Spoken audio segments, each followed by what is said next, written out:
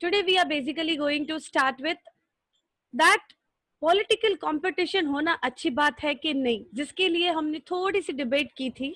आज हम उसको कंटेंट वाइज देखेंगे, whether it is good to have political competition और not, right?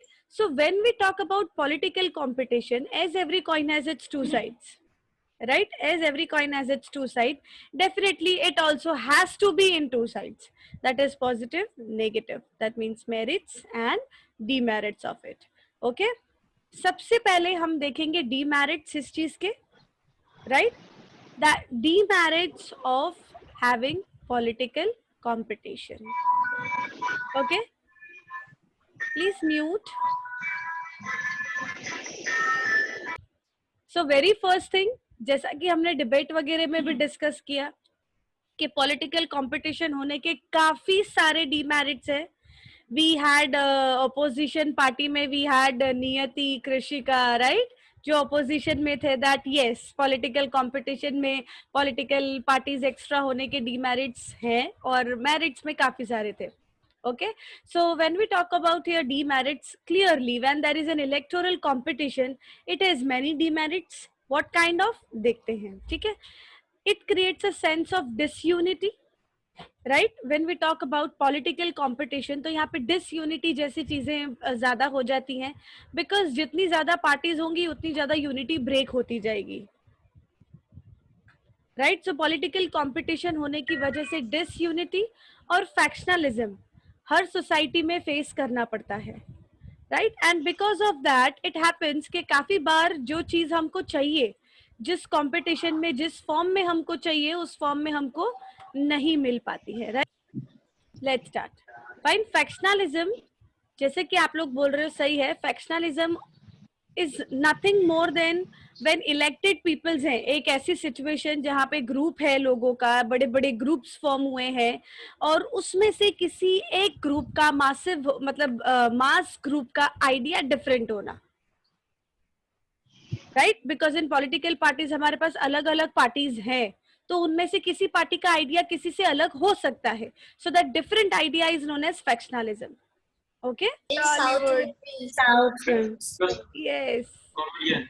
Okay, so we are actually talking about demerits of having political competition. ठीक है, दो demerits के बारे में हमने देखा. फैक्शनलिज्म में हमको देखने को मिलता है when there are political competitions. Okay, next is candidates and party.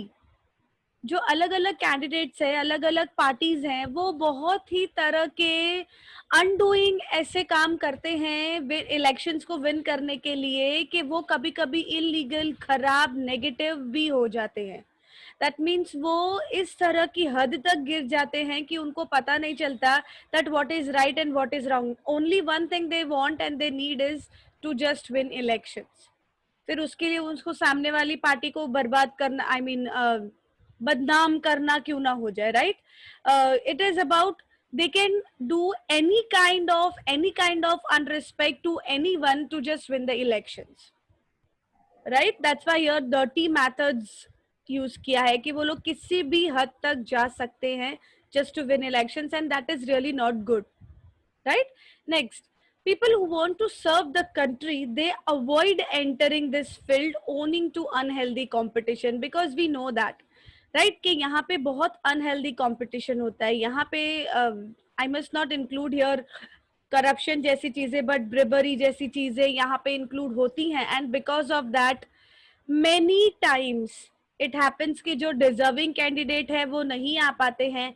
And यहाँ पे बहुत ही खराब तरह से उस चीजों की डीलिंग होती है. Because you know guys, politics, ये नाम सुन के ही काफी बार हम लोग ऐसे हो जाते हैं, बाबा रे बाबा, right? Many times we feel like politics means something unrespectful, something dirty, something bad to be happening, right?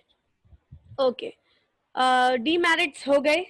Now we will come to merits. We have number of merits with us for having political competition. So let's go to merits of political competition, right? जब हम merits की बात कर रहे हैं, so definitely merits में हम लोग तो पहले आएंगे, we people, citizens, right? So we here get the full right to vote, right and आप सबको पता है कि जब राइट टू वोट मिलता है तो राइट टू इक्वालिटी अपने आप इमर्ज हो जाती है, because the person who can vote, who can stand, who can speak, who can fight for their right, right? जिसको वोट करने का हक होता है वो अपने राइट्स के लिए कहीं पे भी आवाज उठा सकता है, कहीं पे भी वो लड़ सकता है, right? So here we people get full right of vote and we get full right to choose our favourite representatives. ठीक है, फेवरेट रिप्रेजेंटेटिव्स को चूज करने का हमारे पास पूरा हक होता है, राइट? बिकॉज हम लोग जो वोट कर रहे हैं वो ना किसी को पता होती है एंड हम किसको वोट करेंगे ये हम पे ऊपर को हमारे ऊपर कोई एनफोर्समेंट नहीं हो सकता. It's completely our wish to select who we vote. Okay, next is when country, जिन्होंने ये इलेक्शंस को अडेप्ट, मतलब जिन्होंने जिस कंट्री में इलेक्शंस होते हैं, दिस इलेक्शन प्रोसीजर, उसको डेमोक्रेटिक कंट्री कहा जाता है. एंड हमने ये पिछले क्लास में, पिछले चैप्टर्स में भी इनफैक्ट पढ़ा है कि डेमोक्रेसी ऐसा नहीं है कि वही सिर्फ बेस्ट है, but after many comparisons, after many studies, it is found that democracy is one of the best options to rule an economic country. Right, democracy जो है one of the best option मानी गई है to run any country. ठीक है, सिर्फ वही best है ऐसा नहीं है, but it is considered as one of the best. Fine, then this political competition helps to elect, right? It helps to be to the elected representative to serve their country and the countrymen मतलब हम लोग, right? जो भी elected representative है, जिनको भी हमने select किया है, उनके हिसाब से हम उस कंट्री को आराम से डील कर सकते हैं और उनको मौका दे सकते हैं हर चीज को डील करने का, right? They get full right to serve the society, what they think for welfare of society, they are given a chance to present their views, their thoughts and their actions, right? When people get right to vote, they are considered as equal, जो कि हमने already second point के first point के साथ link किया, right? When we get right to vote, we definitely, वो होता है ना buy one get one free वाली सिचुएशन है. If you get right to vote, you get right to equality, free free free, है ना? जब आपको राइट टू वोट मिल गया है तो definitely you have right to equality as well. ये स्कीम जस्ट एक और अच्छी काम आ रही है. Okay, now the next picture will show you that how democracy is benefited, right? See, यहाँ पे आप देख सकते हो कि आपको मैप में दिखाया गया है जिस तरह से. Okay, डेमोक्रेसी होना अच्छी बात है because it gives you the ease. Yes. Now next is what is our system of elections? Pardon? After every 5 years we have elections. Okay, after every 5 years we have elections. Fine. Anything else? और कुछ? How this election process has been carried forward in our country? People vote their chosen party and the party which gets the most votes wins and rules. Okay. Yes, anyone else? Ma'am, the country is divided into many areas, so to hold the election, that areas are called electoral constituencies. Okay. There is a parliament in which there are two houses, Lok Sabha and Rajya Sabha. Very good. Yes. जिन बच्चों ने MUN attend किया होगा कल, they must be aware about what is UN. United Nations. Yes, United Nations. और वहां पे भी हमारी ये पार्लियामेंट, लोकसभा, राज्यसभा को लेके बहुत अच्छा डिस्कशन हुआ था, right? So yes, so who will tell me among them? I think Niyati was also there, Saumil भी था. मैं आधे में निकल गया था क्योंकि मेरे नेटवर्क का प्रॉब्लम था. Okay fine, so let's ask नियति. नियति, what is Lok Sabha? Ma'am, Lok Sabha is the upper house of the Indian Parliament. Okay. What else things are being taken care and what else things are considered in Lok Sabha? मैं Wait, Ma'am, Rajya Sabha. Members coming of to, Lok coming to, Sabha coming to. is elected by universal adult suffrage. Okay. Franchise Okay, fine, fine. Yes, Tia, what you wanted to say? Ma'am मैंने इतना सुना था कि लोकसभा और राज्यसभा होते हैं, उसके members होते हैं, जिसमें राज्यसभा में मतलब कुछ मेंबर्स ही वोट कर पाते हैं और लोकसभा के मतलब सारे कंट्री के लोग वोट कर पाते हैं, ऐसा समथिंग सुना था मैंने. Okay, सुना था मैंने. Rajya Sabha are elected by some group of people, not the whole countrymen. Okay, yes, Rajya Sabha के जो लोग हैं वो लोकसभा के मेंबर्स इलेक्ट करते हैं. Right? How many members are there in Lok Sabha? 545 Yes. 543 शायद. Yes, it is always approximate. एक प्रॉपर फिगर नहीं है कि हर साल उतने ही मेंबर्स होते हैं. It can be up to 545 to 548. उससे ज्यादा नहीं हो सकते. Okay. And members in Rajya Sabha, how many members are there in Rajya Sabha? 240 245. 245. Yes, exactly. Okay. Yes. Okay. Let's move further. Now we will see what is our system of elections, how in our country elections goes on. Okay. So basically when we talk about elections, as we discussed, that is very true. Lok Sabha and Rajya Sabha, they are two houses जहाँ पे हमारी parliament system सारी carry होती है. And यहाँ पे elections किस तरह से कौन करता है वो सब हम देखेंगे. ठीक है. So let's start. When we talk about Lok Sabha, ठीक है, लोकसभा और विधानसभा ऐसे हैं जहां पे एवरी 5 years में इलेक्शन होते हैं. ठीक है. That we all know that every interval of 5 years we have elections, and the elections which take place in Lok Sabha, they are known as general election. This is very important. Please underline in your textbook. It is also given there. Even काफी ऐसे certain elections होते हैं जो कि एक particular constituency के साथ होते हैं. When there is a death और रेजिग्नेशन ऑफ अ मेंबर, जिसको कहा जाता है बाय इलेक्शंस. राइट. जब हमारे कोई लीडर हैं वो रिजाइन कर देते हैं सडनली या उनकी डेथ हो जाती है with undue circumstances, if any of the leader, if any of uncertainty occurs in this duration when they are ruling, उस टाइम पे जो इलेक्शंस किए जाते हैं on an urgent basis, उसको कहा जाता है by elections. Okay, please check your videos everyone. ठीक है. See here you can see, है ना, you can see this. Lok Sabha is there. Lok Sabha यहाँ पे आपको present किया है. There are different organs which are being shown here related to Lok Sabha. Okay. See बेटा, electoral constituency जैसे कि मुस्कान ने बोला था, right? Electoral constituency, let's see what it is. Okay. See बेटा, country is divided into electoral constituencies for both Lok Sabha and Legislative Assembly.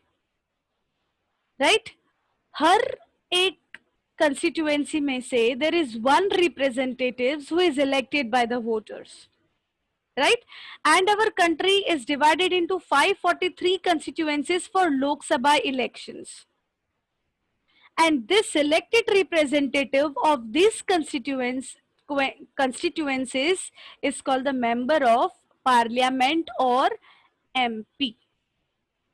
It's not Madhya Pradesh, it's Member of Parliament. Okay.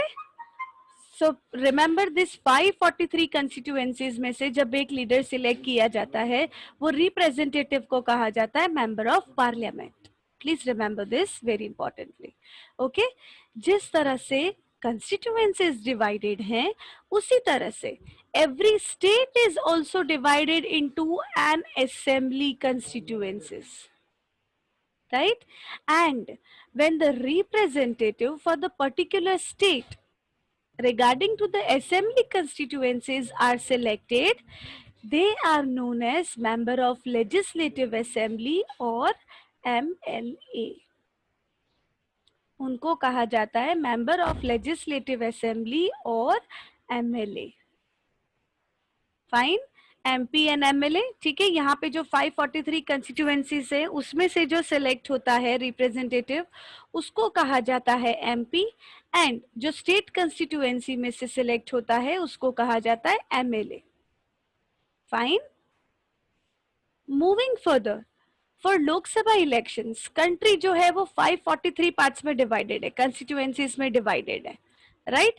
And their representative elected from each constituency, oh this is the same point, is known as member of parliament or an MP. Here you can see the map also presented in front of you for Indian election. ठीक है बेटा? Going to discuss some different procedures of election. ठीक है, election के कुछ ऐसे procedures है जिनके बारे में हम देखने वाले हैं इधर। तो सबसे पहले जो हम देख रहे हैं that are reserved constituency, right, that are reserved constituency. When we talk about open electoral competitions तो कुछ ऐसे सेक्शंस होते हैं सोसाइटी के जिनके पास एक अच्छा चांस नहीं होता है विनिंग का, क्योंकि जो पावरफुल सेक्शंस हैं वो इन्फ्लुएंस करते हैं लोगों को, and the powerful sections of society wins, right. And because of that वो पावरफुल सेक्शंस जो हैं वो वीकर सेक्शन के जो पार्टीज है या जो भी वहां पे कॉम्पिटिटिव्स हैं वहां पे उनको चांस नहीं मिलता है जीतने का, right. And that's why the makers of our constitution prepared a system for this kind of reserved constituencies where weaker sections can also come up with their points, can also fight for elections and उनके vote भी मायने रखें,